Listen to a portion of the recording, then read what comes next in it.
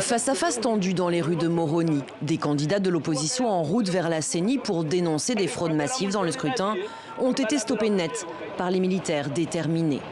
Pourtant, dans la matinée, à Missoudzé, dans le centre de Grande Comore, tout se déroulait dans le calme.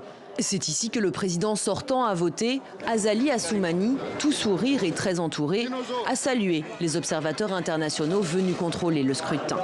Il a balayé les annonces de fraude. Je suis très confiant, plus que confiant même. En fait, les incidents qui sont passés, vous savez, ça se passe partout. Donc maintenant, c'est à nous effectivement de prévenir et puis aussi de gérer la situation. Mais tel que c'est passé, Dieu merci, c'est passé de façon à être maîtrisée, donc tant mieux.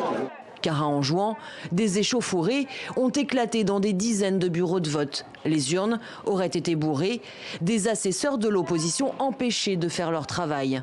La gendarmerie aurait même fermé plusieurs bureaux, emportant les urnes au passage. L'opposition a déjà dit qu'elle ne reconnaîtrait pas les résultats du scrutin.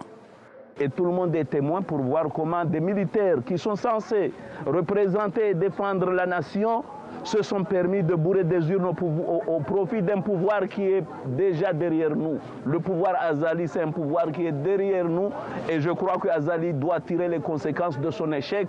Les candidats de l'opposition, tous unis, dénoncent un coup d'État électoral. Nous, les 12 candidats, contestons la mascarade de ces élections. Nous, les 12 candidats, appelons le peuple à résister et à se mobiliser.